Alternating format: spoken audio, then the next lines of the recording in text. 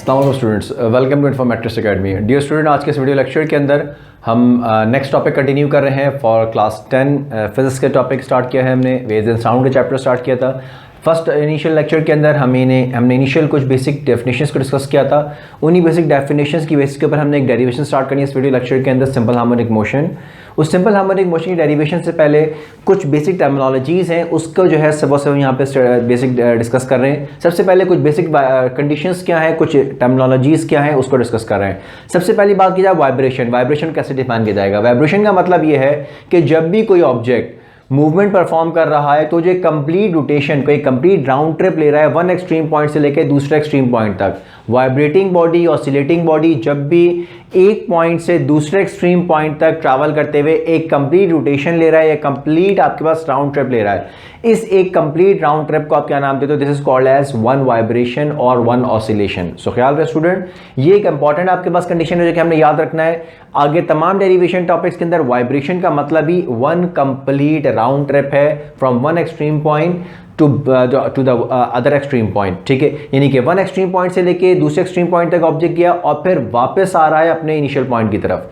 Next अगर बात की जाए टाइम पीरियड की, तो टाइम पीरियड का मतलब क्या है?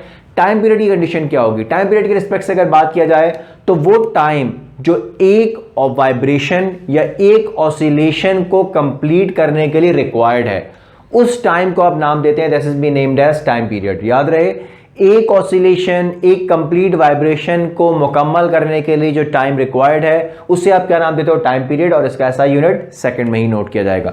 फ्रीक्वेंसी की बात की जाए तो फ्रीक्वेंसी और टाइम पीरियड स्टूडेंट्स याद रहे एक दूसरे का रेसिप्रोकल होते हैं और इसी बेसिस के ऊपर कंडीशन क्या बनती है कि नंबर ऑफ वाइब्रेशन, वो नंबर ऑफ वाइब्रेशंस जो एक सेकंड में कंप्लीट की जाए।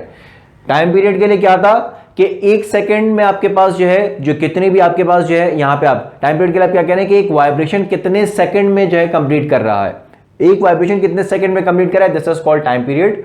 फ्रीक्वेंसी के लिए आप क्या कह रहे हैं कि एक सेकंड में कितने नंबर ऑफ वाइब्रेशंस हो सकते हैं, that is number of vibration और oscillation completed in 1 second, this is called as frequency. Frequency हमेशा टाइम पीरियड का रेसिप्रोकल है, तो फॉर्मूला हम क्या मेंशन करते हैं? F = 1/T। ऐसा यूनिट फ्रीक्वेंसी का हर्ट्ज है। इसके अलावा बहुत कॉमनली आप इसे वाइब्रेशन पर सेकंड और साइकिल पर सेकंड से भी डिनोट करते हैं। जबकि नेक्स्ट हमारी कंडीशन डिफाइन किया जाए इसी कंडीशंस के अंदर, टर्मिनोलॉजीज के अंदर, डिस्प्लेसमेंट। डिस्प्लेसमेंट का मतलब यह है कि जब कोई वाइब्रेशन ऑब्जेक्ट परफॉर्म कर रहा है तो वाइब्रेशन परफॉर्म करते हुए किसी भी इंस्टेंट के ऊपर, दरमियान में कहीं पे ऑब्जेक्ट मौजूद है, अपने एक्सट्रीम पॉइंट से मौजूद है, किसी भी इंस्टेंट के ऊपर जब ऑब्जेक्ट मूव कर रहा है तो अपने मीन पॉइंट से टू लेफ्ट और राइट कहीं पे भी मूव करते हुए किसी एक इंस्टेंट के ऊपर आप देख लें कि उस इंस्टेंट से मीन पॉइंट का क्या डिस्टेंस है, तो वो डिस्टेंस क्या कहलाएगा? This is been named as displacement. और इसका ऐसा यूनिट वही मीटर रहेगा क्योंकि डिस्टेंस है और इसको रिप्रेजेंट करते हैं आप एक्स के सिंबल से। एम्पलीट्यूड के रिस्पेक्ट से बात किया जाए तो जो मैक्सिमम डिस्टेंस कवर किया जा रहा है, एम्पलीट्यूड की बात किया जाए तो एम्पलीट्यूड मैक्सिमम डिस्टेंस है या मैक्सिमम डिस्प्लेसमेंट है from the mean position. Mean position से जितना मैक्सिमम डिस्प्लेसमेंट कोई ऑब्जेक्ट कवर कर रहा है, this is called as amplitude. Remember, from mean point to extreme point जो डिस्प्लेसमेंट कवर किया है ऑब्जेक्ट ने, उसे क्या नाम दिया जाता है? This is called as amplitude. और इसे एक्स नॉट या सम टाइम इसे जो है बहुत कॉमनली आप जो है कैपिटल ए के सिंबल से भी रिप्रेजेंट कर रहे होते हैं। ठीक है स्टूडेंट्स, तो ख्याल रहे एम्पलीट्यूड को इस तरह के आपके पास जो है सिंबल से रिप्रेजेंट किया जा रहा होता है, एक्स नॉट एंड ए। सो ये कुछ बेसिक टर्मिनोलॉजीज हमने डिस्कस की। आगे बढ़ते हैं डेरिवेशन की तरफ फॉर सिंपल हार्मोनिक। बढ़ते हैं सिंपल हार्मोनिक मोशन की डेरिवेशन की तरफ। डेरिवेशन का बेसिक मकसद ये है, यहाँ पे ये कंडीशन पेपर में आती है कि आपने प्रूव करना है कि अगर कोई ऑब्जेक्ट स्प्रिंग के साथ अटैच है और एक हॉरिजॉन्टल सरफेस के ऊपर फ्रिक्शनलेस सरफेस पे रखा हुआ है और वो वाइब्रेशंस परफॉर्म कर रहा है, यानी कि ऑसिलेशंस परफॉर्म कर रहा है, तो इस तरह की जो मोशन है that is considered to be as simple harmonic motion. ये कंडीशन प्रूव करनी है। इस कंडीशन को प्रूव करने के लिए एक सिंपल सा सिनेरियो हम डेवलप कर रहे हैं यहाँ पे, और उसके लिए वर्डिंग आपने यहाँ पे कुछ मेंशन की हुई है। कंडीशन क्या डिफाइन किया जा रहा है? एक ऑब्जेक्ट जिसका मास m है, इसे आप अटैच कर रहे हैं किसके साथ? एक स्प्रिंग के साथ। ठीक है, और स्प्रिंग के साथ अटैच करते हुए आपने इस ऑब्जेक्ट को डिस्प्लेस किया है टुवर्ड्स द राइट साइड और उसके ऊपर कुछ फोर्स अप्लाई किए। जैसे ही आप अपनी फोर्स छोड़ेंगे तो स्प्रिंग एक रिस्टोरिंग फोर्स अप्लाई करेगा ताकि इस ऑब्जेक्ट को वापस अपने मीन पॉइंट की तरफ लेके जाए। और जैसे ही ऑब्जेक्ट अपने मीन पॉइंट तक पहुंचेगा तो उस वक्त तक उसकी वेलोसिटी बहुत बढ़ चुकी होगी। दैट्स वाई इस जगह पे वो नहीं रुकेगा, वो कंटिन्यू मूव करेगा towards the extreme point. B extreme point पे आएगा वो और फिर वापस स्प्रिंग की रिस्टोरिंग फोर्स लगाएगा स्प्रिंग के वो ऑब्जेक्ट कहां पे आए, दोबारा अपने मीन पॉइंट के ऊपर। और इस तरह से ऑब्जेक्ट के अंदर इस तरह से ऑसिलेशंस जो है वो कंटिन्यू होंगी।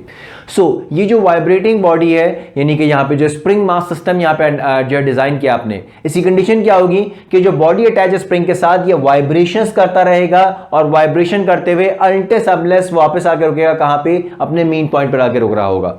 अगर ये ऑब्जेक्ट इस तरह से वाइब्रेशंस परफॉर्म कर रहा है तो हमें ये कंडीशन प्रूव करनी है कि अगर कोई ऑब्जेक्ट जो कि अटैच्ड है स्प्रिंग के साथ, वो ऑब्जेक्ट कैसी मोशन परफॉर्म कर रहा है, वो सिंपल हार्मोनिक मोशन परफॉर्म कर रहा है। और स्टूडेंट याद रहे, सिंपल हार्मोनिक मोशन को प्रूव करने का बेस्ट तरीका ये होता है कि आपने अगर उस मोशन को ड्राइव करते हुए a प्रोपोर्शनल टू -x, ये इक्वेशन अगर आप ड्राइव कर लें उस इक्वेशन या उस पर्टिकुलर मोशन से, तो ये प्रूव होता है कि वो ऑब्जेक्ट कैसी मोशन एग्जीक्यूट कर रहा है, सिंपल हार्मोनिक मोशन।